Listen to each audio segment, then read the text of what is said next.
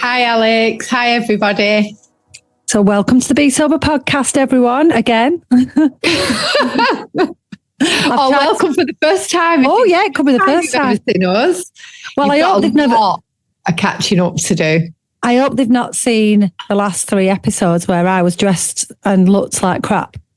The same, because it was the same day, basically, wasn't it? Yeah, I know, but I've also had to sit here for 15 minutes watching you sort yourself out for this one. I'm like this, I'm ready to finish now. Well, I put my earrings in, which nobody can see. I don't know why I feel like I have to put them in. But I do. About earrings. Oh, yeah, go on. Tell us about your earrings. Yeah. Look, for anybody that is viewing this, and if you're listening, then go on YouTube if you want a nosy at me ear. Can you see it? Not really. It's a bit difficult. What number hole was it? The third one? Yeah, we had a piercing party in February. Was it February? And my ear has hurt, this particular piercing has hurt since February. And Rob keeps saying to me, I'm going to take that out in the middle of the night because I can't lie on him properly. Oh, I bet that's what he's done. No, I've told him, I've asked him, he swears he hasn't. Anyway, it was really sore the other day, so much so that I actually sent you a picture and said, this is still hurting, right? No, what you actually did was showed me and said, this ear's deformed. That's what you actually did. Yeah, well, it has had a deformity. It's going now, look. It's like evened out, but it had a big lump here. And I'm like, surely this should be all right because it was February when we had them done. And it's like, I come to you because you organised the event. I hold you responsible. Yeah, and I'm like, don't fucking come to me. Go back to her and get it checked. So I sent Alex a picture of my ear with a deformity and said, this is still sore. So she sends me the link and says, go back to the woman that did it, right? And I was like, it's miles away for me, miles and miles and miles away. And I just couldn't be asked. Anyway, the day after I've got up and it's completely gone, right? But there's a lump. Not the ear. Can I just point out, the ear problem hasn't gone. The earring has gone. It's gone. My earring. I also want to say, when my ear was sore and I got it checked out by the lady that did them, she changed the size of the piercing. And since then, it's been amazing. So I do wish you'd have listened, but I won't say I told you so. Yeah, but February, like what month is it now? It can take up to 6 months for piercings to heal fully. Yeah, that's what I've been holding on to. I keep saying to Rob, it'll be 6 months, Anyway, the earrings vanished. My ear ate my earrings. So I rings 111, right? Because I can feel it in my ear. And I'm not one for going to the doctors or especially A&E. And they were like, you're going to have to go A&E. If you've got a foreign body in your ear, you need to go to A&E. So I was like, oh, for goodness sake. So off a trot to A&E, sat there for absolutely ages, feeling like a bit of a fraud because people go there with like serious injury. People also go there with nothing though, Lisa, like nothing. Oh, well, Alex, that people is me. No, it isn't, because you thought you had something. Yeah, but I didn't, did I? Yeah, but some people know they've got nothing and still go. Some people make it a day out. You know, honestly, before you finish anything, who has a day out in A&E? I swear to you, right, I was in A&E with my son. I think it was when he'd come off his bike and got that cellulitis, and he was actually admitted to hospital. They cleaned it up and he was actually admitted that night. That was quite a bad one. And I promise you, we were in the waiting room and it was packed. And there were people going, hiya, George. Oh, hello, Hilda. How are you? Oh, I'm all right. Yeah. I'm here with this one. There's like 6 of them on a day trip. Promise you. Yeah, but you know what, people, this is really funny because as I walked into A&E, there was a woman there that I knew and she went, hiya, Lisa. You all right? And I went, yeah, I'm great. Are you? And then I'm like, she started freaking A&E. I know, I said that when I was giving birth, though. Literally had a baby coming out and the nurse were like, you all right? I'm like, yeah, great, you. What an idiot. Funnily enough, we were talking about giving birth the other day, right? And when I gave birth to Daniel, obviously I was induced and I ended up having to be catheterized because I'd had an epidural and I couldn't feel it. I needed a wee, but I couldn't do it because I had no feeling there. Yeah. Anyway, when I had Leah, it was beautiful. When I had Abel, I was induced again. And I was lay there and I was telling one of my clients this the other day. And I went, will you just catheterize me? And the woman went, the midwife, this is, oh, well, there's a first. Nobody's ever actually asked me to put a catheter in. Why did you ask? Because I needed a wee and I knew I couldn't do one because the head was pushing. So I just wanted it out. Not the baby. Well, I wanted the baby out, but I wanted the wee out. You needed a wee at the same time? Yeah, I could feel my bladder pushing. And I was like, oh, I need a wee. And she was like, baby will be out soon. I was like, will you just catheterize me? No. You're so weird. I was like well in labour though. I'd like been in for like 15 hours or something already. It was awful. You know, and it's funny that we've had babies. I was just looking at you telling that story then. I'm like, I can't believe that we're actual mums. Like we've given birth. You're a grandma, never mind you're a mum. I'm a grandma. Like my mum is a great grandma. There was another lady in the gym before and she was complaining about the fact that she's got a few rolls and blah, blah, blah. And honestly, she's doing amazing. And I was like, you've had an actual human in there. Stop complaining. An actual 10-pound human with all its bits. Crazy, isn't it? Been in, like you've carried an extra stone in there. There's no wonder we've got a bit of loose skin. It's normal. You know, when you think about it though, like having babies and stuff, like it's amazing. Don't start with it's a miracle. Anyway, finish your ear story. Go on. Anyway, I goes to see honestly, they were so nice in A&E, I have got to say. So I saw this lovely doctor and he had a good feel of the ear. Of the ear. I did actually say to him, right, because he felt it and he was like, you know what? I don't think there's anything in there. I went, please have a good feel. And he was like, oh. He said, don't say that when I'm so close to you. Anyway, what he did is he put shined a torch through it. And he said, if there was metal in it, you'd be able to see the metal. And then he did get another opinion. So another doctor came, he had a good feel. And they took a picture for me to show me what they were seeing, like just to put my mind at rest that there's not an earring in. It was just a hole. My ear. Yeah, but the lump is still there. Like, I swear there is still an earring in that ear. It's vanished. And I've asked Rob, I was like, come on, you said you were going to take it out in the night. And he was like, I swear to God, Lisa, I swear I have not taken that earring out. And I believe him, but I don't know where it is. I think it's there. You can see. It's not in your ear. Look at that lump. Yeah, but that could just be inflammation. He said it's the gristle. Ew. So, I know. Should we talk about the thing we've been laughing at as well, which is not funny at all? What? With old biddy disease. Oh, I thought you were on about the thing I told you yesterday. Oh, no, not that. I'm like, no. No, we'll not talk about that. Sorry, everyone. You'll never know what that is. Move on.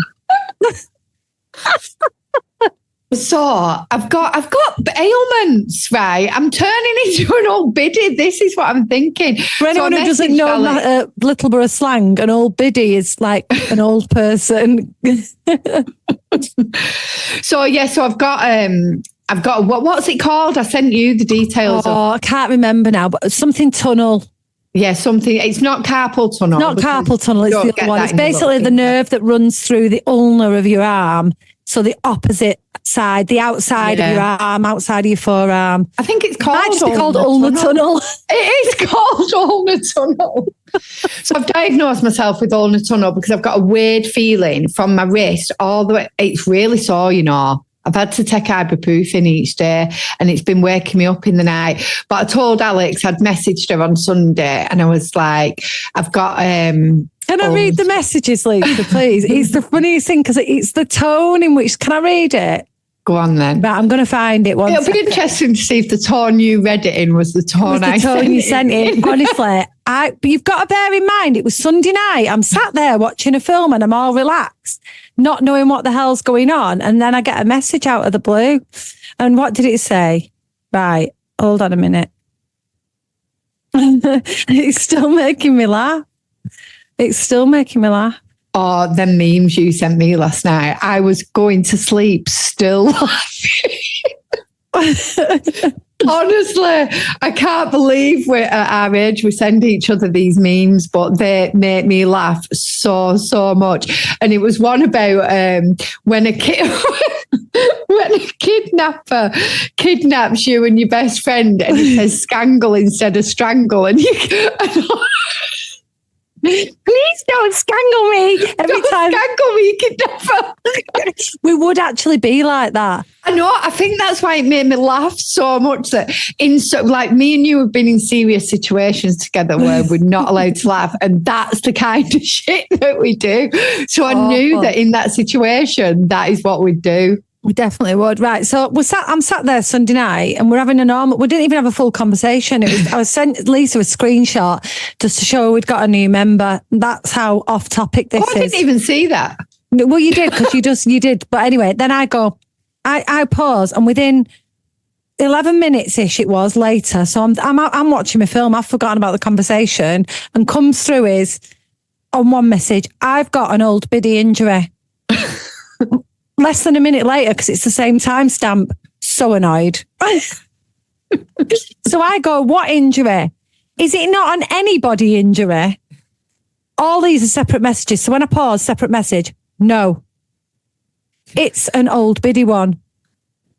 Gonna have to get it sorted. So I still don't know what the injury is. What is it? Lol. Right, because I'm already smirking now. Because it's Sunday, there's no way she's been diagnosed, right? Ulnar tunnel syndrome. That's what it is. Ha ha. So I then go, what is that? As I'm Googling it, by the way. My little finger inside of hand, numb and tingly and sore. And if I don't get it sorted, you know what happens? No message.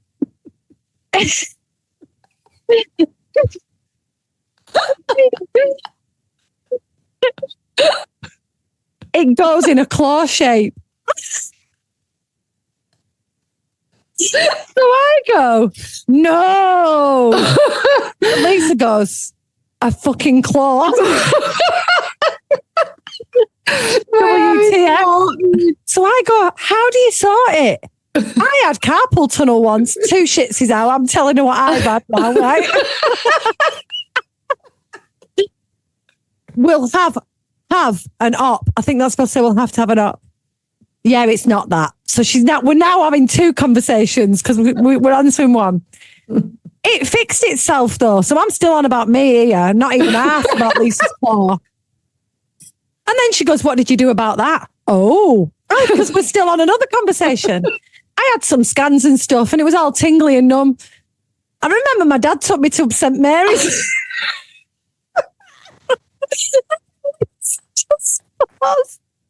Are you reading this out loud? Lisa just goes, a claw. What? I've said it again. It traumatized me. It was after I had Leah. I'm going to read this to you because it goes on. It was after I had Leah and they put me in for an op, but it just went better. And then on a separate message, I go, you can have a claw. That's just creepy. I think I damaged it when I fell that time outside the house. It's disgusting. She then sends me a photograph of Matthew Perry and friends doing the claw hand, right? And on the conversation goes, it then went into me and her passing memes of various claw-shaped hands. That is legit going to be me. I then tell her that we can't hold hands anymore. And she goes, well, why would we? Yeah, we've never held hands. That would be so... I remember I felt the whole... What? I did hold your hand. When? When you had when I had my ear pierced. Oh, God.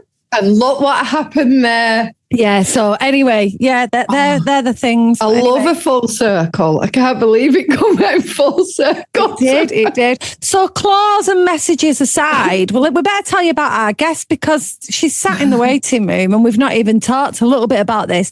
And I guess what's so interesting for me and Lisa with this one is that sobriety, we always put everything down to sobriety, especially Lisa. You'll have heard her say a million times, that's because I'm sober.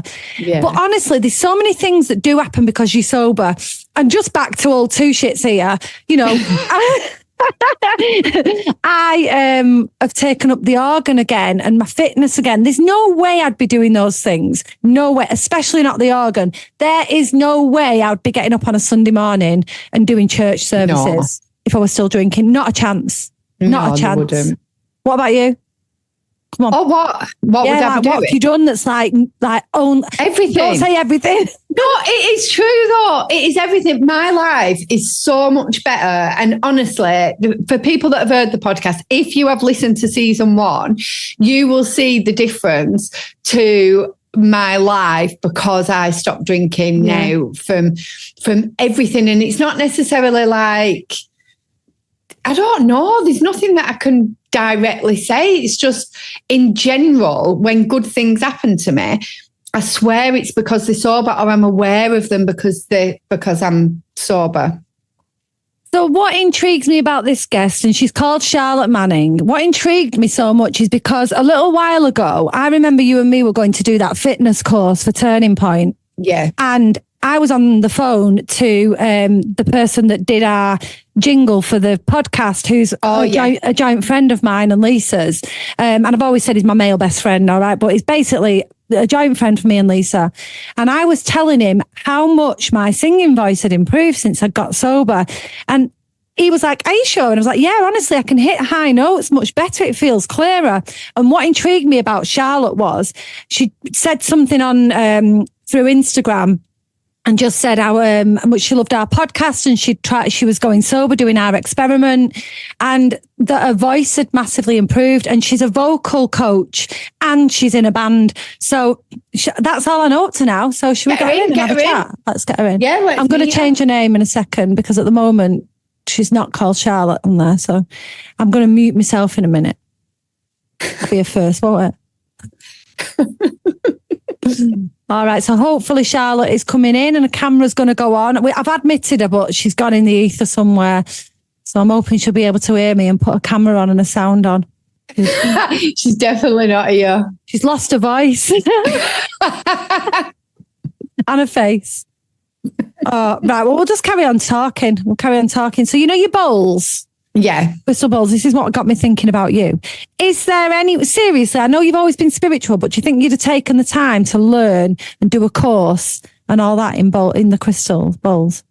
I don't know. It's hard to say, I suppose, because I just don't know, Alex. I absolutely can't answer that question. I think because being sober is such who I am now, it's nearly 6 years. I really, really don't know. Well, one of our ambassadors and members has just hit 7 years, and she was saying today on Be Fit that literally she forgot. She just forgot because it's just so normal now for her to be sober. And you do forget. I forgot my 5 years. You're coming up to 6.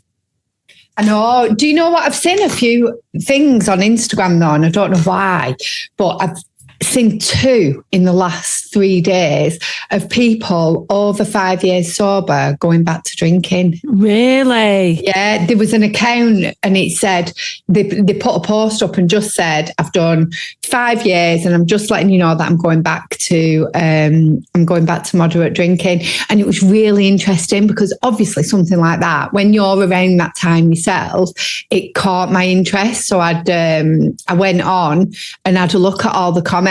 People were fuming. Well, it's not their life. I know. I thought that it's kind of a double-edged sword because I get it. In some ways, if that account has inspired you and you've looked up to it and you've been following it and you've been following the journey and it's kind of something that's kept you in the sober sphere, if you like, I'd imagine it's quite distressing that they go, "All right, I've done that now and now I'm going back to drinking." You'd be like, what the hell? Hi Charlotte. Hi, how are you? Right, well, this is awkward. I'm going to be 2 seconds. My husband's locked out. Carry on without me. 1 second. Oh, it's going so well. We're doing so well. Charlotte, I'm going to, oh no, I can't do it because Alex is the host. She's the one that needs to rename you. So there we go. That's it. Lovely to meet you. I'm Lisa. Nice to meet you. How are you?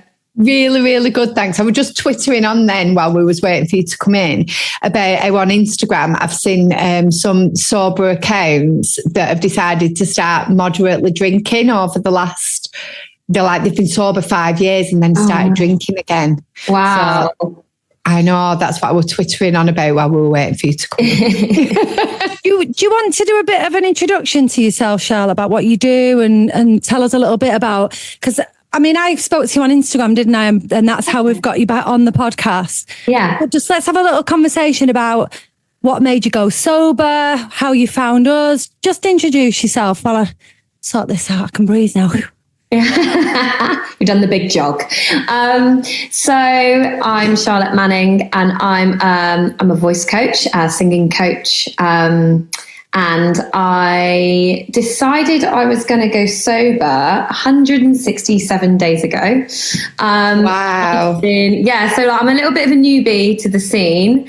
That's amazing, 167 days. That's not a newbie. I worked it out that I'm 2 weeks off 6 months. Wow. Or tomorrow. So I've not got very long to go until that. And I think I'm probably going to make myself like a fat Victoria sponge to celebrate with a little six on top. Oh, nice. So I teach voice. I teach voice from my home studio. I'm a professional singer. I trained at drama school. So I trained more in musical theatre at Trinity Laban Conservatoire in London. And then after my training, I came home and I got more into the live music scene.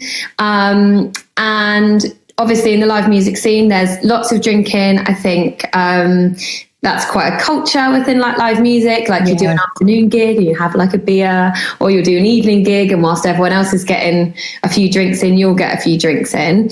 And during that time of playing more live music stuff, I think definitely the binge drinking would be happening a lot more probably than other people, because you're constantly in and amongst that environment, and you're always kind of around that kind of party kind of feeling, and you do feel like you want to kind of go along with it and get swept up with it as well.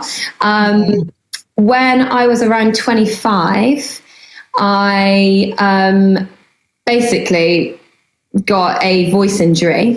So I damaged my vocal folds and had what they call nodules. So if you've seen Pitch Perfect, there's these little nodes. They call them vocal nodes in Pitch Perfect.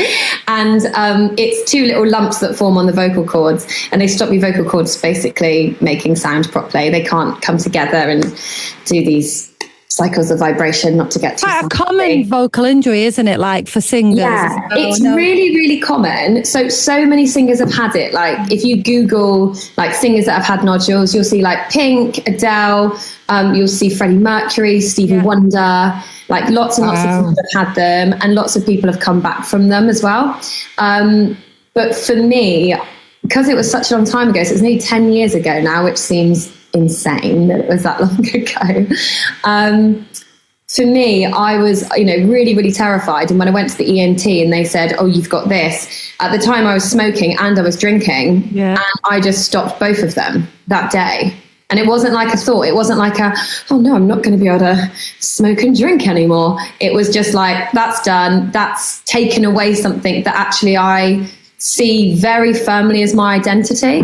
Yeah. So, and for me, it was more the smoking and shouting, when I was out and in amongst these noisy environments that you're always kind of in when you're a kind of a pub musician or a bar musician, or even when you're, doing weddings and things like that, you're always around noise and you're always around people that want to talk to you in that noise.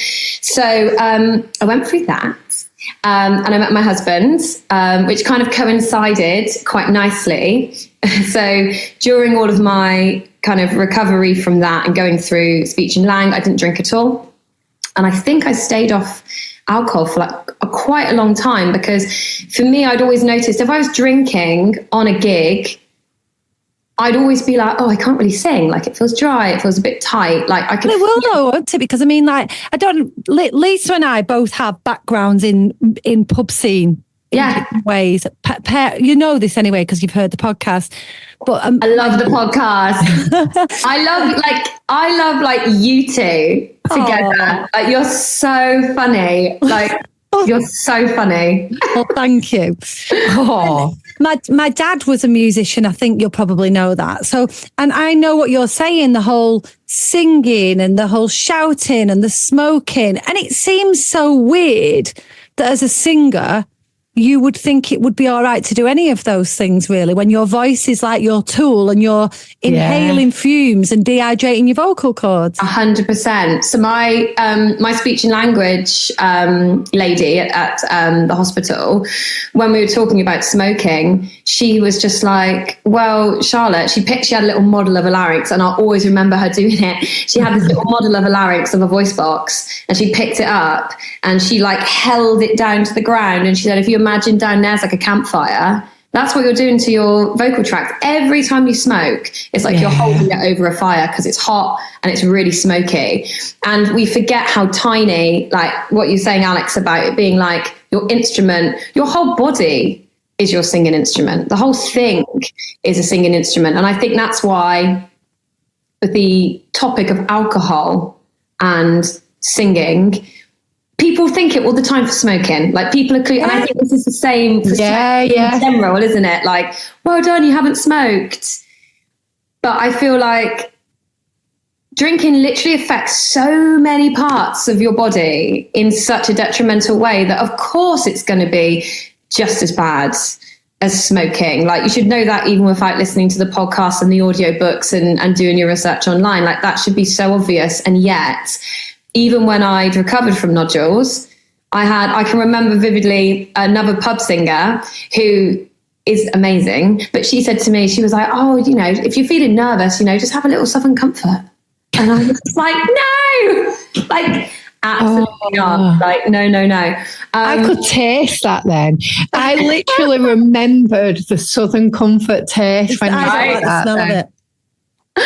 Yeah, it's do you know what I did, like Southern Comfort with lemonade, like it's so normal to people to do things like this. Like when I was 17, 18, I was doing a counselling course at college, and I'd gone and I had a final assessment, and I was really, really nervous, and we owned a pub, and I remember people saying to me before, and my drink of choice even then was Bacardi and Coke, and they were like, have a Bacardi before you go and you'll be fine. I was like, oh yeah, I'll do that. Had a couple of Bacardis before I went on.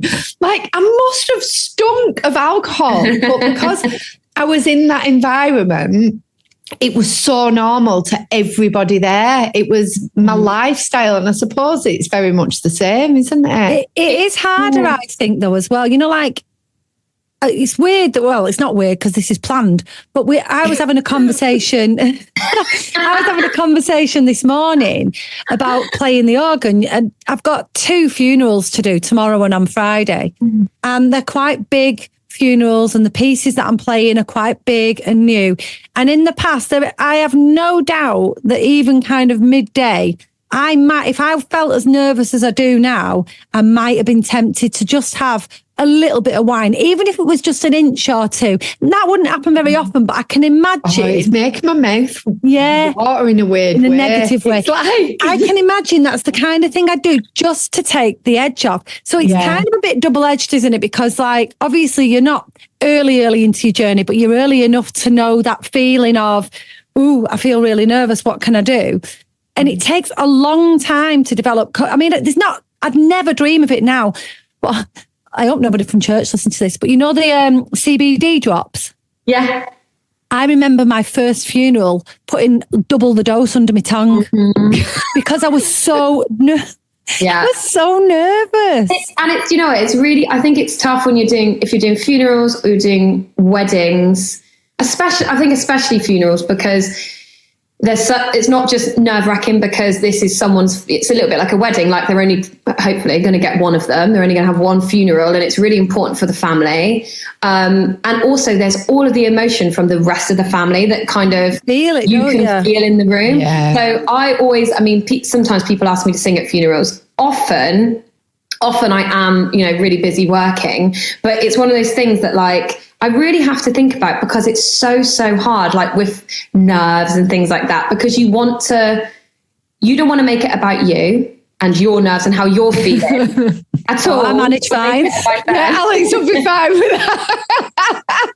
I don't. I get it. I'm joking. So you don't want to like make it about you and your nerves, and you want to do a really good job because you understand like the gravity and the importance of that situation. So like these more nerve-wracking performances, or these more nerve-wracking times when you'd be singing or playing the organ, like 100%, like CBD, double the dose. I don't think anyone's going to judge you at all. Well, maybe the vicar would. The vicar might. If you start whistling down the centre aisle, he might, yeah. I just thought it didn't work, so I didn't bother ever again. I just was like, it didn't do anything at all. But it's that, you're absolutely right. You sat there and you stood there and you're thinking, you are thinking, I do think about me, but it's not me like, oh, I want to do well. It's I want to do well for these people. Yeah. You know, and I think that's the added pressure. Of course, you want to do well for you, but then the added pressure is to do well for those people. Like you just said, it's their one and only, or it's somebody they love, or it's, you know, and it's really hard. And I think alcohol for me was, I wasn't playing the organ back then, but in that situation, alcohol would have been the thing that allowed me to relax in those situations, but not necessarily do good. And I tell you, I did a singing performance on my 40th birthday, and it had been planned, honestly, Charlotte, for months. People at work, they'd all played instruments. I had a drummer from my engineering department, 2 guitarists, and I was singing. And I was that drunk when I got on stage, I completely ruined it. And it had been practiced because I couldn't, not because I was nervous, just because I was a piss pot, but basically I ruined it. I was so drunk, it just became something silly, and I could have done it 100 times better being sober. Yeah. And I think in that, like, you got to think about like why you're stepping on stage in that, you know, in that kind of situation. Like, you're obviously doing it because it's a big birthday. You want to get up there and kind of maybe do something you haven't done before and be really proud of yourself. And yeah, I think it like one thing that like resonated with me with your guys' podcast when I was first listening to it was like, because I think I listened to your podcast on shuffle, which by the way is really confusing. Around. I was like, what is going on? But there was a point where you were talking about like everything's better sober. We've done that again today. Yeah, that's so crazy.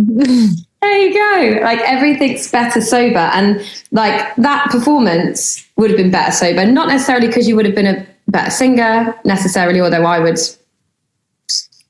say you probably would have done a better vocal performance. Yeah. But more to do with the fact that like you would have actually experienced it more. Yeah, you're present in that moment. And it's things you were getting up to do. Said. Yeah, there is something to be said for feeling the nerves, you know, like being nervous and being excited is all part of that moment of presence in it. Yeah, and I think, so I was thinking about this because obviously coming on and speaking as like a vocal coach, like I wanted to have a few things prepared. Yeah, good. We would like because we're like, right, okay. But I was thinking about, what people use alcohol for normally in their everyday life. So my husband's a record producer and he's like a touring musician, and he's got quite a stressful job, and he's got a really creative job, and he still like moderately drinks. He actually gave up. So when I gave up in January, he didn't drink for the whole of February because he felt like he needed just a bit of a break from it all. Yeah. I felt like we drunk just consistently every day since coronavirus happened. So like he was like, I need a break. So he kind of gave up for a month, and he did feel some benefits. Now he's kind of moderately drinking again. And obviously a lot of my friends still drink, and they to different degrees. And I was thinking about the times when people do drink, and it's, you know, people are stressed from work, or the kids are driving them mad, or they've got a deadline they've got to meet, and you know, they've worked really hard all day, so they're going to have their little bit of a treat. And it really brought to my attention that people are kind of drinking to kind of, what's the word I'm looking for? They're trying to like smooth over something that's bothering them. A little bit like performance anxiety. So performance anxiety, if you have a drink before you go on stage, that performance anxiety, there's a good chance that's going to disappear. But the next time you go on stage, you're still going to have performance anxiety because you've almost like treated it with something that's not going to last. What you really kind of need to do in that situation is go back and actually go, right, why am I scared? Yeah. Like, why am I scared? And like Alex said, like, it's fine to be like today, knowing I was coming on this, I was like, whoa, like, you know, because I'm fine to talk, as you might have noticed. Like, I'm good with talking. but it's, you know, it's nerve wracking. And I had to sit there and say, like, why am I scared of doing this? And like, when I go on stage, I always get nervous when I perform. My husband's like, me and my husband play together in a band. So lovely. Oh, it's really cute. It's so nice. Like, what kind of music do you play, Charlotte? So we have a duo where we do a lot. So we do all covers, and our covers are kind of like, in our duo, they kind of got a country kind of. I knew you were going to say country. Yeah, I knew it. I think it was when you spoke then and said that you were a good talker. I heard a country twang in it. Chris Stapleton just came out my mouth. So we do a bit of that, and he's a bit like he's just a multi-instrumentalist, so he can sympathise with Alex because he plays guitar, but then he's playing the bass with the organ pedals. Oh yeah. He plays the bass line with his left foot with the organ pedals because he's a keys player, really. He's a piano player, first instrument, and then he'll play a stomp box with his right foot. So I just have to stand there and sing, and he's like Bert from Mary Poppins, like playing everything. The one-man band. Yeah, exactly. But I say I'm funny, you see. So he plays I'm funny. So this is me. This is what I say with me and Alex. Yeah, she does. Although actually it's not true. She's funny as well. It's so annoying. It's really annoying, isn't it? It's really annoying. You are funnier. So yeah, so we do that. And we're also in we're in a 6-piece band. So we've got 2 singers, me and one of my mates, Mike, who's got like the voice of an angel. Oh, just brilliant. Incredible. Where can we find your music? So we're on Instagram as The Big Strut. So make sure there's no spelling errors in there, or it can come out interesting. We're on is The Big Strut, and so Instagram is the main place we post, and we do a lot of weddings, and we do kind of travel all over the place, kind of weddings and events and things like that. This year we're doing Armed Forces Day in Plymouth, where we're from, which is going to be a huge gig, which I'm really excited about. I can't wait. I've got to sort out my outfit, but I can't wait. So that's what was the whole Sunset Boulevard thing?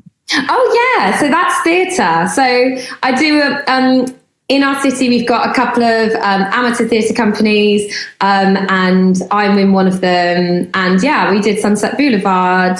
Oh my gosh, in April. So that was completely different. So that was all theatre singing, and I would call myself more of like a mezzo, and I was classed as a soprano. So that was interesting to have to train myself to sing these higher things.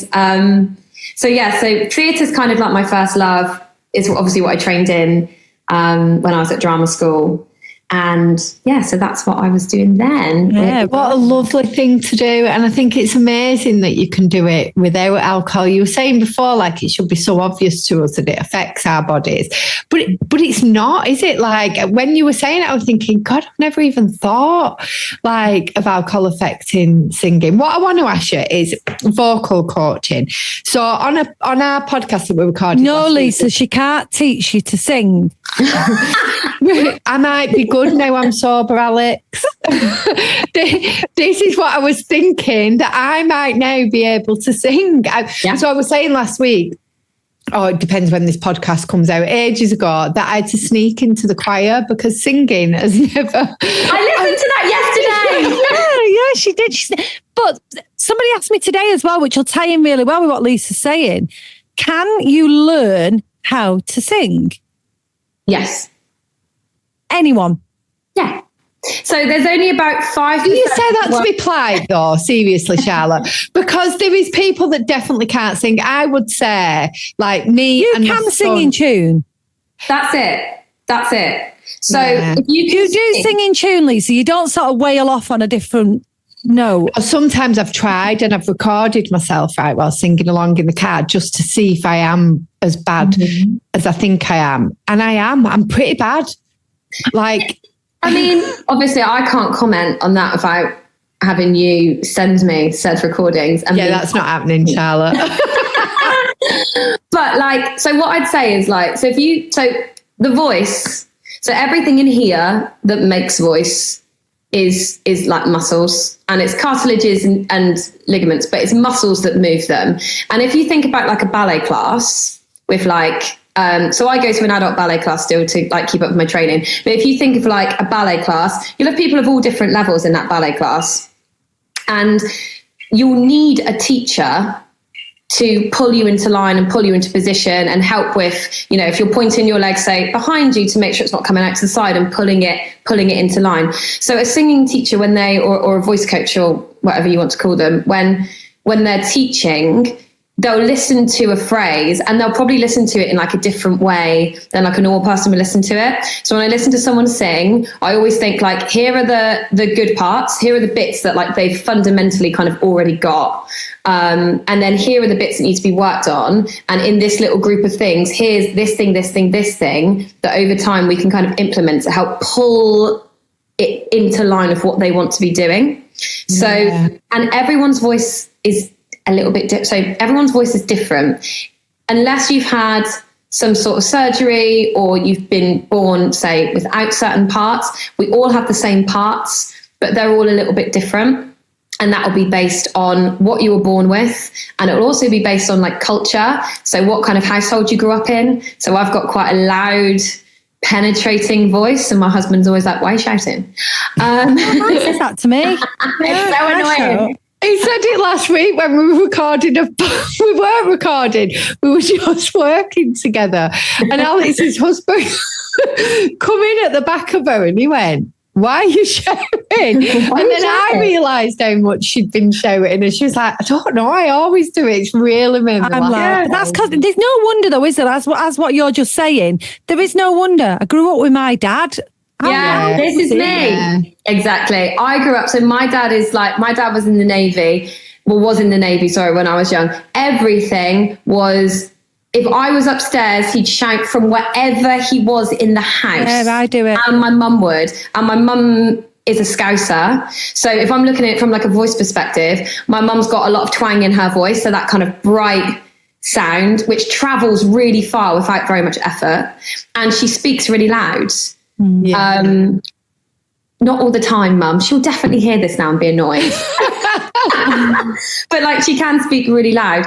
And we would, as kids, because our parents were shouting from room to us to call us, we'd shout back. And so you train those muscles from like a young age. And say, for example, my husband, my sister-in-law, my husband's mum and his dad, like I remember once they were all at a table together, all talking, and we were at like Prezzo or somewhere, like we were like ZZ, and they're all talking, and I'm like leaning in because they've all got culturally gentle, soft voices that don't really travel. Yeah. And it's cultural, like because they're quite a reserved, quiet family, and my family aren't so much. So it's this thing we call the biopsychosocial, and your bio is kind of what you're born with.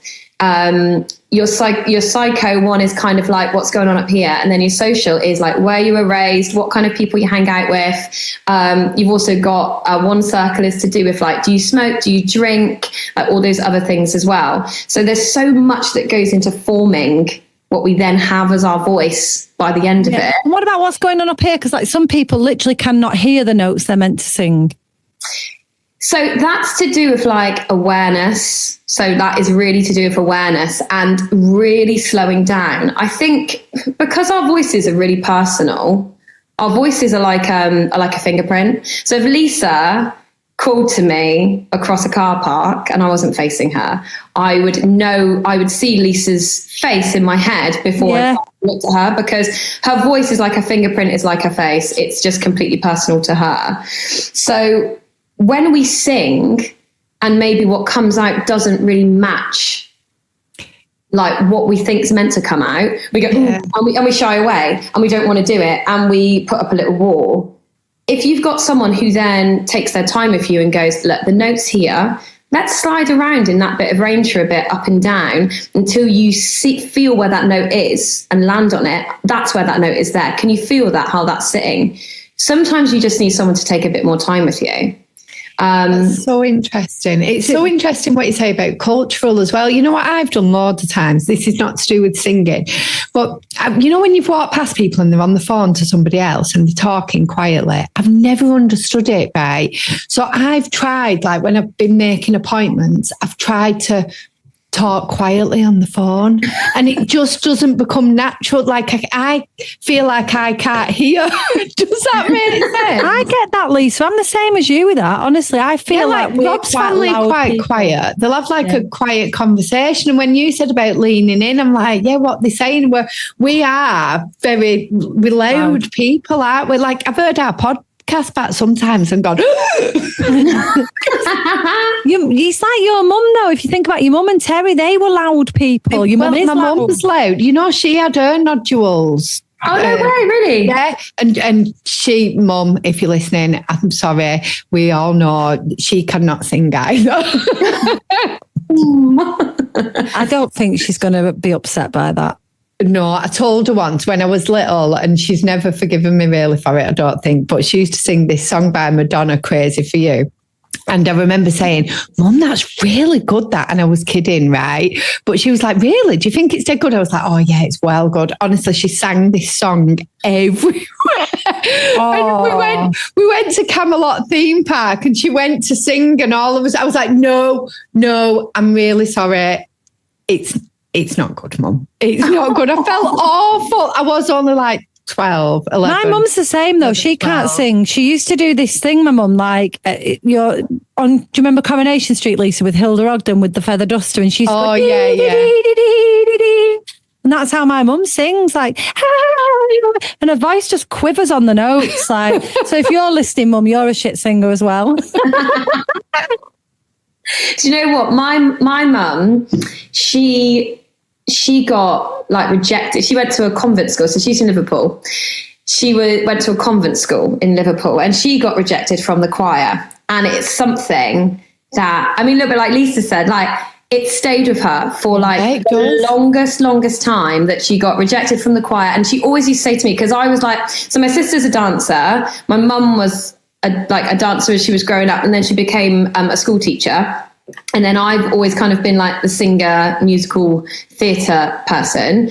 And loads of people in my family perform as well. So my uncle performed, my grandma performed, my dad was like in a folk band. So we're quite musical. But my mum never forgets the fact that she didn't get into the choir and she was told she couldn't sing. So my lovely Liverpool nana passed away. You know when something really sad happens and you genuinely can't remember when it was because it was just so sad. She passed away. She passed away really recently. It was October before last, and we all went up to Liverpool for the funeral. My husband came with me as well. And we were all staying in this big house, just me, my mum, my dad, and my sister and my husband. And one of the nights, because music was such a huge part of my nana's life and my grandpa, they loved the theatre. And my nana played piano for like all of the dancing school and like for the dancing festival. And she would just play piano all the time. My husband, that would be strange, wouldn't it? Yeah, maybe. Oh my God. My husband was like, let's have a bit of a sing song. So I put on like some karaoke tracks on YouTube and we all got up and had to sing. And my mum was like, oh no, I can't sing. I'm not going to sing. And I was like, my sister doesn't sing very much either. And I always tell her that she should sing more. So I was like, come on, we'll all get up and do a song. And my mum did, Everywhere by Fleetwood Mac from the Tango in the Night album, which is an album that I really remember from being a kid. And she got up and she sung it, and like she just looked like she was having the best time. Oh, do you know what I mean? And I think like there's singing for performing and there's singing for getting paid to sing. And then there's something, and you probably find this with your like sound work that you do, Lisa. There's something else about creating sound and having it resonate through you, and to sing and to make noise with that primal voice that like does something else that is nothing to do with like the commercial side of singing. It does something else to you, and you know it's really good for your mental health and to kind of let loose a bit. And so I think regardless of mums being able to sing, and Lisa as well, that you should still do it. You know, I agree. You know what? I feel so bad on my mum. Like, I've been sat there thinking, I feel really bad that I did that as a child. I feel like, what an awful thing to do. Yeah, you need like, to tell apologise. her that she could sing something really Public apology. Yeah, I'm really sorry, Mum. Yeah, that's really, really. Honestly, you were a kid. I'm sure your mum forgives you now. I know. I'm going to have to process that though, because I feel really the shit. thing is, though, as well, Charlotte. Lisa always says that she loves choirs, and I look. I mean, it's quite. I run the church choir. It's not like professional, but what you're saying is so true. There's something really primal is probably the word about singing together, whether you're in tune or not. We all did it at the Be Wild down in Tunbridge Wells.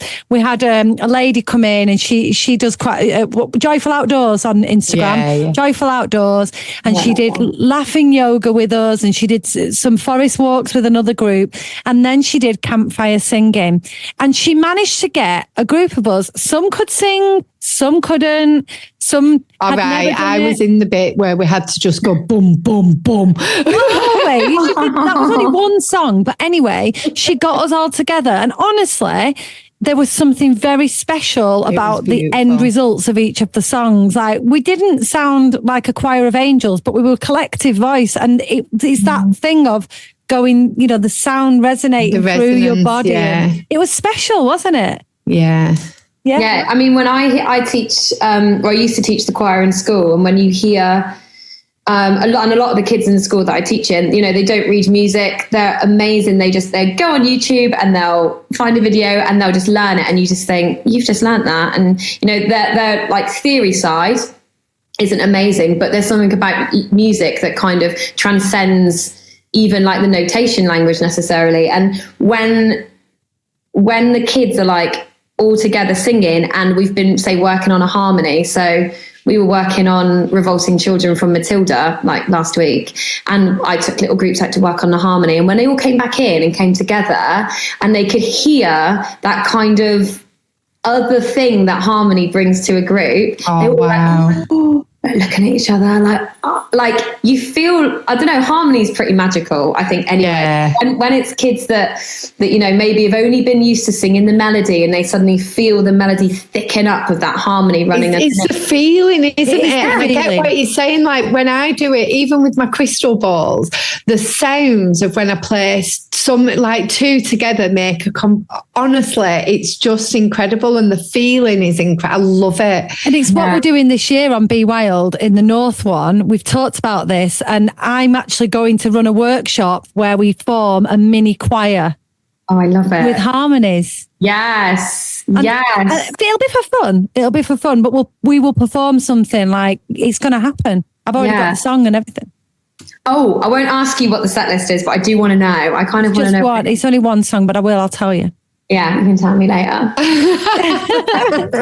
Anybody else? There's a few tickets left for Be Wild. So if you want to be in Alex's choir, then go over to the website and book on. Plug in it already. Any opportunity. Yes. So let's just go back a little bit. Before I know we've kind of not got loads of time, but let's just go back a bit. So how, in your opinion, do you now cope with the nerves and the stress and the things that make us feel a bit uncomfortable if you're not drinking?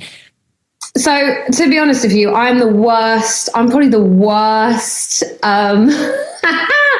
person to speak about nerves, because now that I am sober, I think like my nerves get pretty bad. So I played Jo March in Little Women last year in the musical version of it down here, and my nerves were terrible because I was playing the lead, and it was really, really, really tough. And I'd fully let my performance anxiety take over in the day. So if I wasn't in the theatre in the daytimes, and I was trying to warm my voice up and kind of get settled, it was really, really overwhelming. And I think some of that stems from having 2 vocal injuries. So I had nodules once, obviously, when I was in my 20s. And then a few years later, because I'd upped my workload, I got nodules again. So I've had them twice. Yay.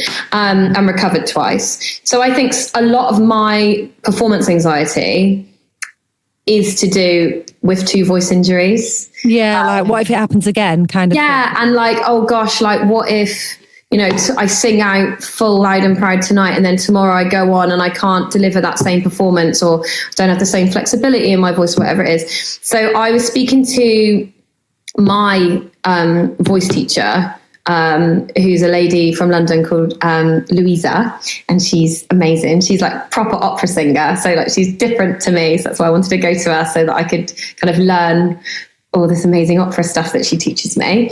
And I said to her while I was rehearsing as Betty Schaefer, which was my role in Sunset Boulevard, I said to her, like, I don't feel like I'm in my body. Like, I feel so like a ghost. Like, I feel shaky, and I feel like I can think on it too much, and it freaks me out, like completely freaks me out that no one's heard my voice like this before. It's a completely different way of me singing, and I'm actually really scared. And she said, okay, well, we're just gonna do some things that are going to like help with that. And we did like a body scan, which is stuff I'd done at drama school and just never did again. So she really led me through a body scan, laying on a yoga mat, and just went all the way up just to make me feel more centered. And then we did some like really primal slidey sounds. So playing around in that upper register place that I had to sing in a really non-singy kind of way. So not equating it to it being this perfect, beautiful performance, but equating it to stretching the voice in those areas that I'm not used to using, which completely takes away this idea of performance. It's just you experiencing your voice. Yeah. So we did some of that. I started running recently, which is something I thought I'd never do. Well done. I like it. You know what? I wanted to say more to you then, but I'm self-sabotaging on running at the moment. Yeah, she didn't want to say well done because she's not doing it herself when she's. I know. So yeah, it's really hard though. It is so hard. Like, I think we've signed up for a 10K in September, which is coming at me really, really quickly. And I think if I hadn't have signed up for it, I'd probably naturally have started running by now, because I do once a year. I pick it up and then I leave it, and then I've been and bought the trainers. I just can't get going. So as soon as you said it then, I didn't want it. Like, I think it's amazing that you started doing it, but also it filled me with dread. She went into thinking about what she thinks about running. See, she did it too. We all do this. About me. I did. Can I just tell you something, right? I never normally do this, but my phone's just buzzed. So I just had a peek at it then when we were talking, and it's so weird. One of our members that was at Be Wild and was in my section of the choir has just sent me this. I can't even believe it. It's too weird. She's just sent me this kind of like quote, if you like, and it says, "Dear best friend, if you ever feel bad, call me. I promise to sing for you. Then you can decide what's worse." Oh, wow. Hang on a minute. Wait, who thinks they're your best friend? Excuse me. We said, just off topic, we sent each other these meme videos yesterday, and one of them was about me. It said best friend and 2 friends, and they were showing me when I see my best friend having lunch with somebody else, and it had friend, and then in came the best friend on a truck and run the other one over. A child's truck, but it was, it just reminded me of that as well. What, how bizarre is that? And I never ever pick up my phone during a podcast, and for some reason I was like called to go like, oh, what does she want? And how crazy is that? That is wild. There we go. You see, it's just sending it out. I don't know why I keep finding stuff like this weird. I'm so like aligned and believe in stuff like this and signs and weird stuff, but it still freaks me out when it happens. That's so funny. I love it. Maybe I'll send one later and then you'll be like mega freaked out. You'll be like, oh my God. Oh no. This is not so weird. I will. So, one thing I used to say, Charlotte, to our friend Ben, was that my voice had massively improved when I wasn't drinking. So I want to know what your experience with stopping drinking has been on your voice and on your career. So I would say, I never normally drink when I'm doing like a show, like a theatre show, because what I've got to do when I'm doing a theatre show is in my opinion, it's more complicated. You've got to do more subtle things. When I'm on mic, when I'm singing at a gig, it's a little bit more forgiving. When I'm in a theatre and it's a bit more orchestra and a head mic and you're acting and you're doing everything else. So I never drink when I'm doing a theatre show, anyway, regardless. But with gigging and with teaching and talking just every day, I've noticed that when I wake up in the morning, my voice feels 70% better than it ever used to. One thing that I posted when I first got sober was that I noticed that nothing really gives me acid reflux. And I'd always be like, oh, I can't eat that. That'll give me acid reflux. And actually, it was probably just the wine I drank every night was giving me acid reflux. So my acid reflux has kind of disappeared. And we know that acid reflux, because of the way the esophagus relaxes and everything else, and the acid kind of creeps up, we know that it's really detrimental to vocal health. So that feeling has disappeared. And I teach, I've got a good friend of mine called Emily, who's a singer, and she struggles with acid reflux anyway, just because of health reasons. And when I'm teaching her, sometimes she'll be like, oh, I'm having a bit of an acid reflux day. And we know what that feeling is like. It's that dry, scratchy feeling. So that's one thing that's really, really changed. Dehydration, it's so obvious. And I notice this now that I'm sober, when I don't drink water, and when I do drink water, the flexibility, and the way that my voice can move, and the way that obviously it is moving here is so much more fluid and so much easier, hitting higher notes, belting louder and holding it for longer, being able to sing really quiet and really high. So you're doing these really detailed things. If you're drinking every single night, which lots of grey area drinkers do, regardless of how much it is, that's going to have a dehydrating and detrimental effect on your body. Yeah. And a dehydrated voice just isn't as resilient. And if it's not as resilient, it gets inflamed more easily. And then doing this subtle, gentle work, or doing this more athletic, muscular work in the voice just becomes much harder, because it's hard work and the voice needs to be able to recover. It affects sleep, as we know. So you're trying to replenish all of these, you're trying to take down swelling when you're sleeping, and you're trying to replenish everything that's happening in the voice when you're sleeping. And if you're not sleeping, you're going to wake up like you haven't slept. So you're going to wake up with that tired voice. And a lot of the time, as you guys know, from being in the pub scene, being around the live music scene, you're not really getting a lot of great sleep anyway on weekends if you're doing weddings and they're far away and you're there till midnight. So then adding an additional thing that's going to wake you up at 3 o'clock in the morning with a pounding heart, just don't do it. And I think those have been the really, really big ones for me. I think singers need to treat themselves, and this is professional singers or people that just want to get better at singing. But I think this is something that I've really noticed, and I knew this anyway, but I'm now applying it more to alcohol. You've got to treat yourself like an athlete. These are muscles. You're using these tiny little muscle groups to do these quite extraordinary things. Yeah. So even if you're just talking, you're creating a huge palette of different sounds. When you go into singing, and especially musical theatre and you're storytelling through song, you're creating these amazing performances and different palettes of sound again. If you're treating yourself like an athlete, you're going to have the resilience. You're going to be able to build up the stamina. You're not going to have it's toxic. So it damages the mucosa, which is that little fine outer lining that goes all the way from your mouth to your gut. That is damaged by alcohol. You don't see runners in the Olympics get to the line and they smash a sambuca because they're nervous about running in front of the world and then run a really good race. You don't see them when they finish the race, have a pint to celebrate.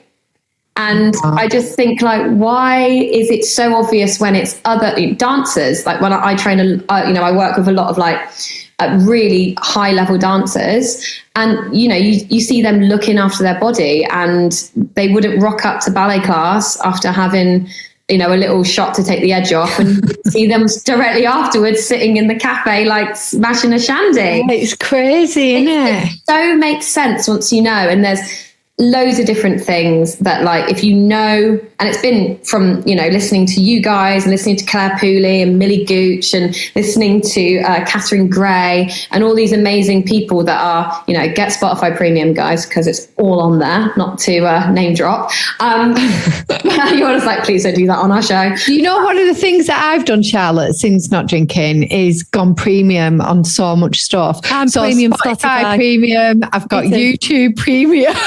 100%. And the thing is, like, I found Spotify, not to go on about Spotify Premium, let's just, every time I say Spotify, just put a little black thing over my mouth, right? Oh, we're not that advanced, Charlotte. Yeah, it's just going on. It's going on. Good or bad. That really helped me because, like, down here, you can't, my husband's just come in and he's doing a little silent sorry. That's all right. He's going That's past. all right. Hi, husband. We recognise that walk, that fast walk, looking at the dog.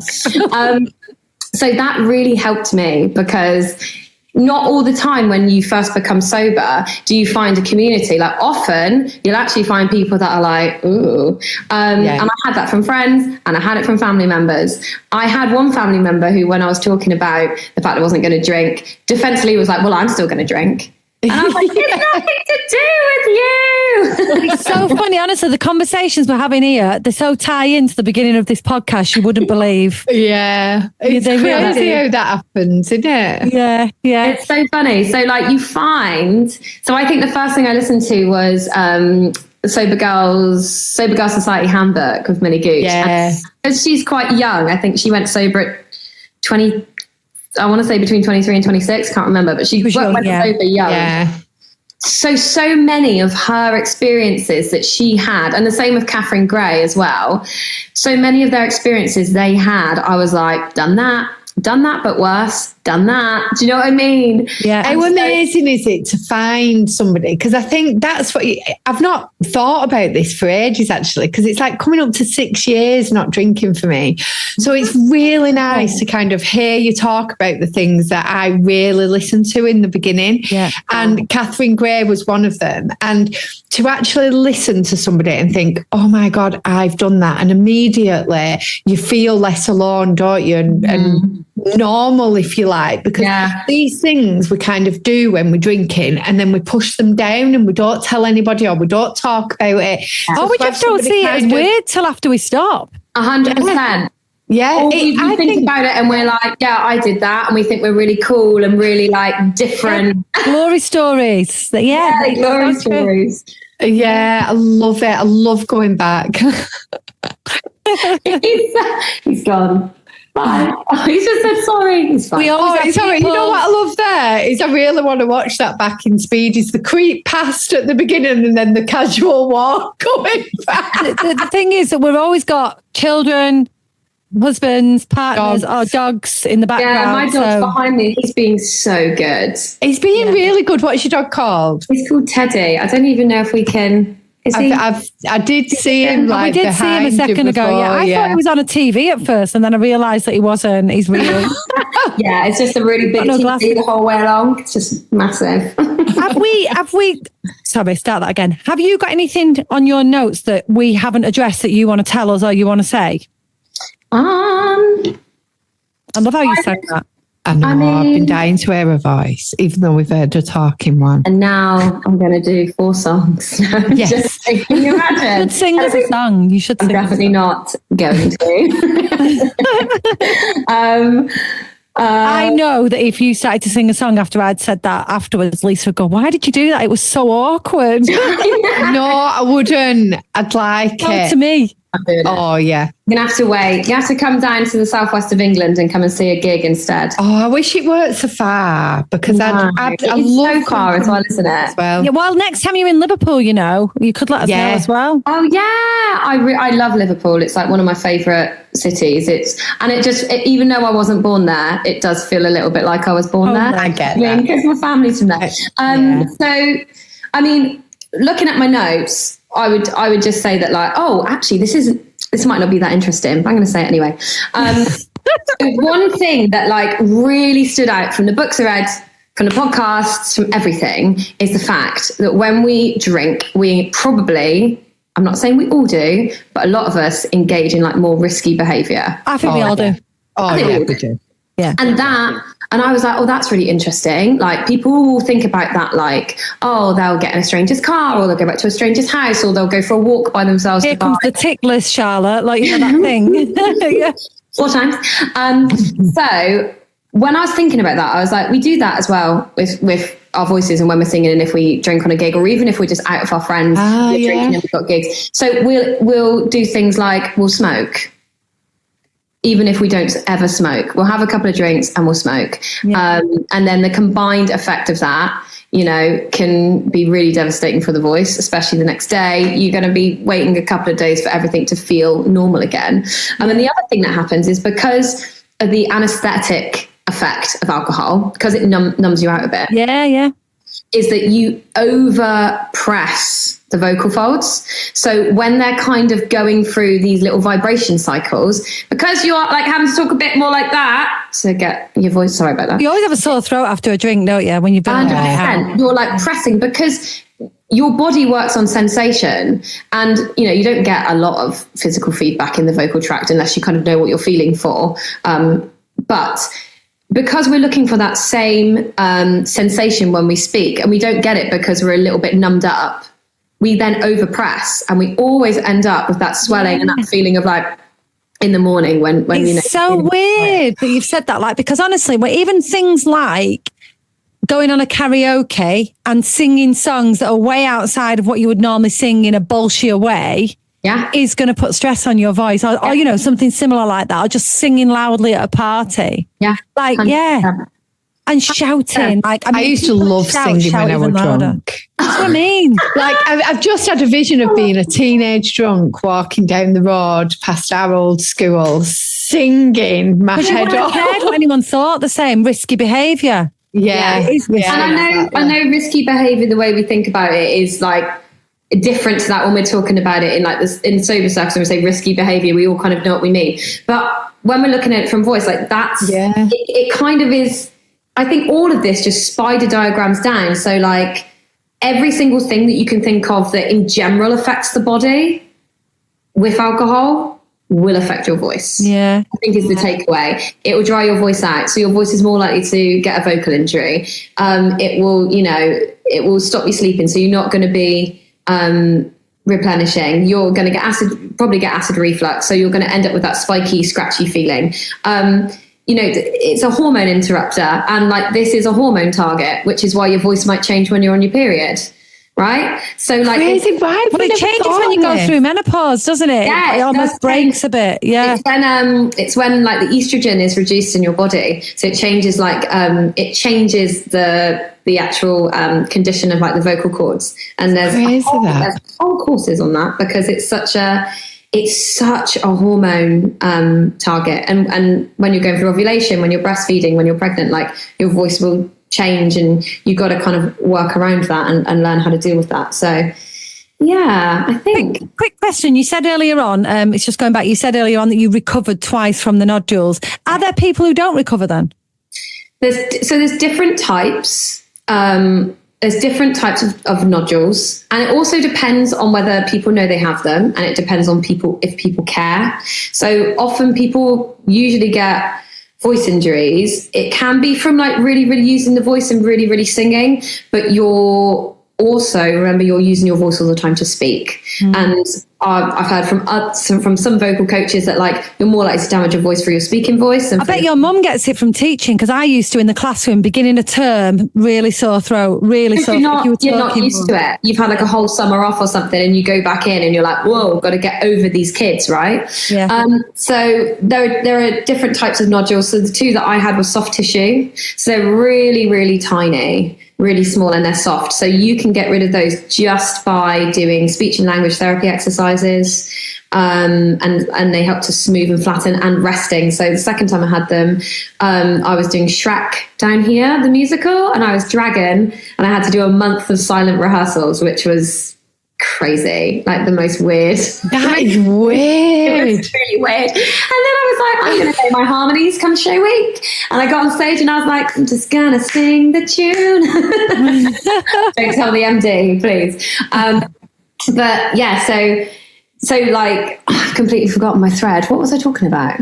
This happens to me all the time. Yeah, Don't worry about it. Talking, I think, and your voice and resting your voice and the nodules and how you heal from them. Oh, yeah. So you've got those soft ones and you go through rest and you go through speech and lang, and they heal up fine, and it's totally fine. You do get hard ones as well, which are kind of calloused, where you've continued to sing on these soft tissue nodules. And the way that they form, if you imagine your vocal folds are like that, so they sit in your throat and they join at the front and they come together, where they swell and bow when they get tired, they'll touch at a point kind of like that instead of coming together flat because they're swollen.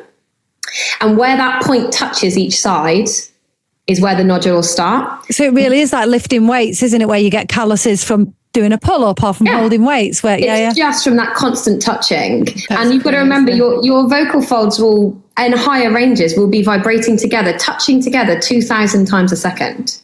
So that's a lot of touching happening. Yeah. Right? So especially if they're dry from drinking, that's going to be dry from drinking. You've got all of the, sometimes, so heavy drinking can like really detrimentally affect the mucosa, where the mucosa starts to break down and these toxins can start to get into the deep soft tissue. So you have all of that stuff as well. And then if you're adding on top of that you're tired, so maybe the coordination, or you're foggy headed from drinking, so the muscular coordination also isn't quite there. It all starts to kind of link up and feed together. And I'm not ever going to say that, people that drink too much are all going to get nodules, because it's just not the case. And some people that have got really good vocal health will still end up getting a vocal injury because so many factors come into play with the voice. But you can certainly improve your chances. Yeah, 100%. If you're struggling with your voice, I get a lot of singers come to me and say like, oh, I do a gig and then the next day, I feel like I can't sing. And you've got to really look at like, okay, what's your vocal health like? What's your sleep hygiene like? What's your oral hygiene like? Are you drinking alcohol when you're at a gig? Are you talking in your breaks and shouting? Like, talking in your breaks in a loud environment when you're a singer is a little bit like running a marathon. And then in between running another marathon, like continuing to run. Yeah, getting on the treadmill for 10 minutes. Yeah. So like, I always think like, you don't want to come across rude. You want to be social and you want your audience to like you when you're on stage. So just go outside where it's quiet. Be a silent performer in your intervals. Yeah. It's like, just like mime it. I've never thought about it like that ever. It's so interesting. There's no wonder so many singers get called ignorant, is there, when people try and speak to them off stage 100%. Because they're probably just trying to be quiet. Yeah. 100%. It's really tough because you don't want to come across as a dick either. Charlotte, let me ask you one more thing. I know I said one more thing a minute ago. In terms of your voice coaching, do you coach all ages? Is it just women? Is it men? What's kind of the people you coach, and where can people find out about that as well, please? So I coach at my husband's. So I've got a little studio on the side of my husband's recording studio in Plimpton, in Plymouth. The studio is called Momentum Studios. And you can find a link to my teaching through that. You can also find me on CA Vocal Coaching, at CA Vocal Coaching on Instagram. You can also find me on Ocean City Sober, which is my new sober page, which also links to my coaching. Ocean City Sober, because Plymouth is the Ocean City. So I thought I'd steal it. I do teach all age groups, but in my private coaching, I like to kind of teach them like 11 upwards. I teach all genders and very, very inclusive. So very, very pro LGBTQIA plus community as well. I don't remember all those letters. I don't. There's a lot more letters been added on there. I was like, whoa, how did you do that? So we are a safe space for people of that community as well. And I teach anything. So if you come to me and you love musical theatre, that's obviously what I'm kind of trained in. But also as a professional singer, I sing more pop and soul and country. But if you come to me and you love rap, I also love rapping. So we can learn rap. If you love black metal, if you like growling, like whatever it is that you like to do is what I want. Wait. Go with the growling. Lisa wants to know about growling now. I know what's just happened. You've just triggered something. She can't hear anything else apart from growling. So within rock music, so there's like lots of different types of metal and rock, and some of them will use like screaming. and which is like a distorted voice quality, and some of them we use like growling. So screaming is more like high, mid to high, and then Disturbed to do that, don't they? Does the band Disturbed do that? Yeah. There's a band called Opeth who also do there's loads, but like for me, Opeth is the one that like you can hear really efficient, like growly screaming happening, because when he then sings in his clean voice, like his normal singing voice, it's like beautifully clean and like and hindered. What if I've got like a hidden talent at singing? There you go. I just don't know what type of singing it is. Do you know what, Lisa? This brings me back to the beginning as well. Do you know, like we're doing that bee workshop? We're going to paint a bee, draw a bee this weekend as one of our events, and one of the ladies on Bee Fit this morning. Better than it sounds. To Bee Fit. It is going to be better than it sounds.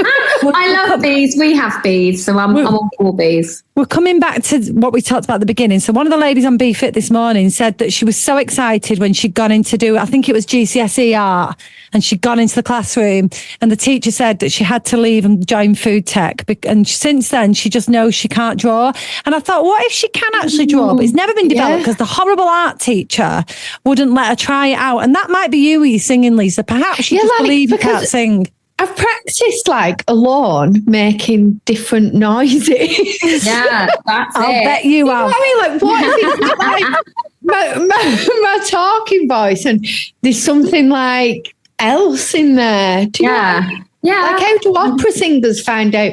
Like, to me, doing an operatic kind of song would feel so uncomfortable, but actually I think I'd be better at it. And me and Olivia, every Christmas in the car, she loves it. So this is my youngest daughter, and she's 18 now, but we still do it every Christmas. We go and see some lights near us and we play Christmas tunes and we play Silent Night and we do like this harmony, me and Olivia in the car, just us two. And every time we do it, we go, that was really good. Do it again. And I'm like, what? But we really exaggerate it. And because we've got the confidence to do it in the car together, do you know what I mean? Like, we think it sounds good. It might not. But what if it is just confidence, or I'm not knowing how to make the right sounds? Yeah. Do you know what I mean? And that so often is the case. Like, I obviously work in my studio. When people come to me, they normally have a bit of an idea that I get people that go on tour, or I get like students that are training to do drama school auditions, or I get, kids that are doing the lead in their amateur society, if they're doing Matilda or they're doing Oliver or something. So I get people usually who kind of come along and they like already know and they want to work on this, right? But often I'll get people that are like, I just really like singing. I just want to have a little sing and I want to just see what I've got and see where we can go.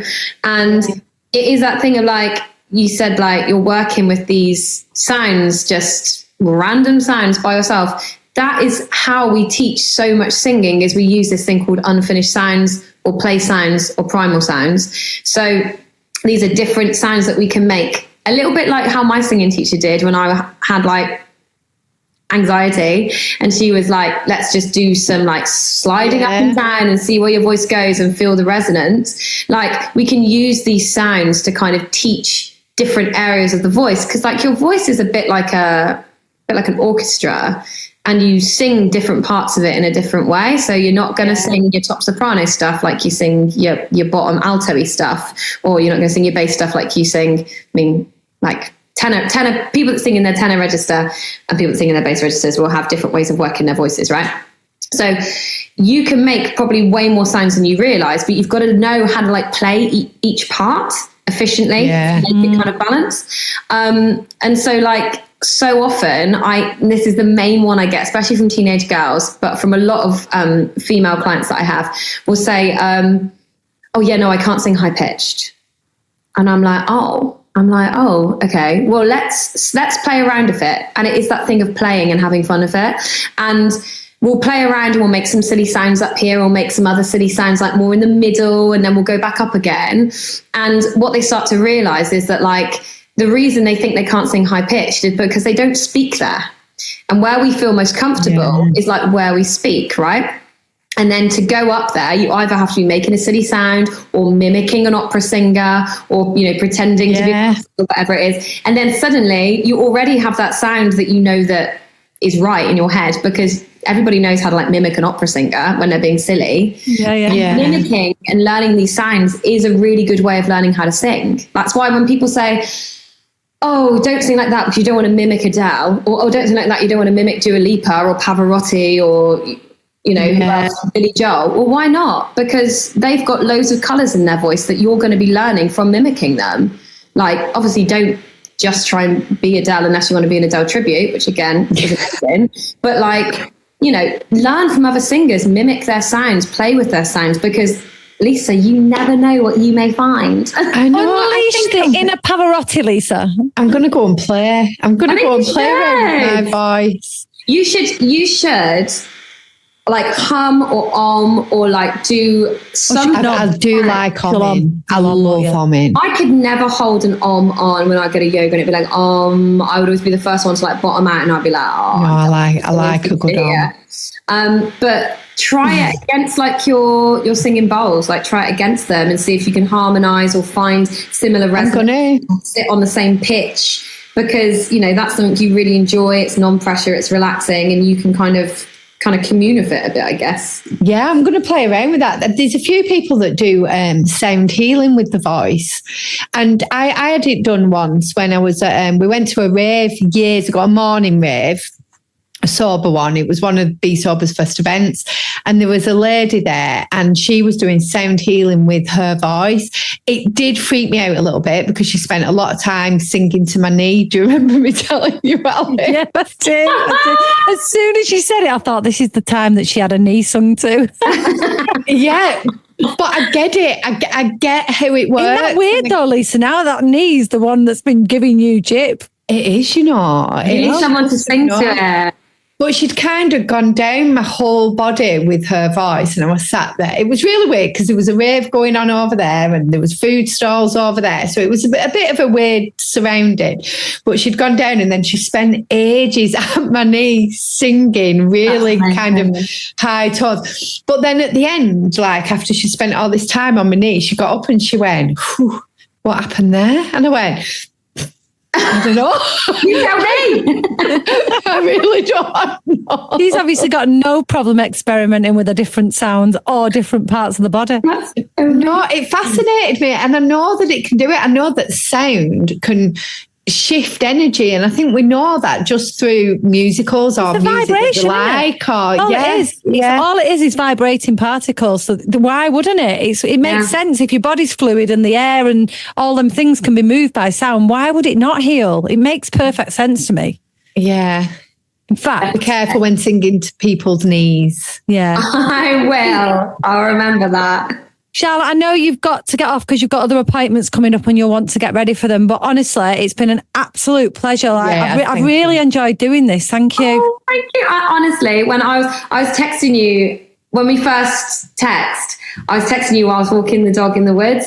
And when you were like, do you want to come on? I was like, oh God, I feel famous. Like it was such an honor to be asked. And when I first got sober, like your guys' podcast, I think I listened to it every single day when I had my AirPod in, when I was like in the car. And some of the things that you guys would talk about and say like really, really stuck with me. And my favorite one that really stuck with me, and I was like, you know what, she's right. And I was really up in arms about it, was Lisa.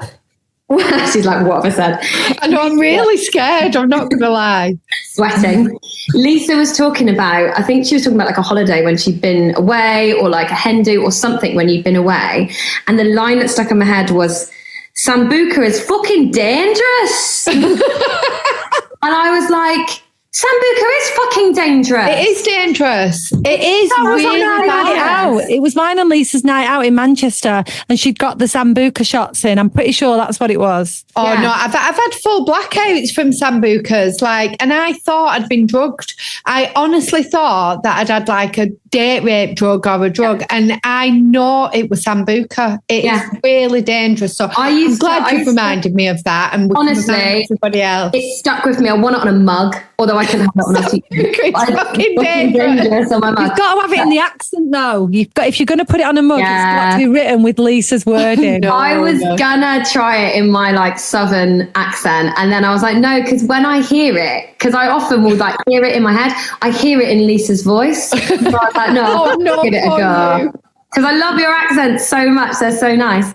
But yeah, that really stuck with me. And so much of your stories. And like, I can't believe you guys are like, is it 6 and 7 years sober? Like 5 and 6. So 5 and 6. It's like, it's really, really inspiring. And it's just every day is like a little micro habit. So staying sober is like a micro habit that over time just builds into better stuff. So you may not notice it straight away. You may not wake up and be like, whoa, I feel so great. Like, but over time, bit by bit, the more you're investing in yourself daily, and that can only like lead to really good things. So if you're a singer and you want to like, you know, try being sober, I can tell you that like it has only been positive.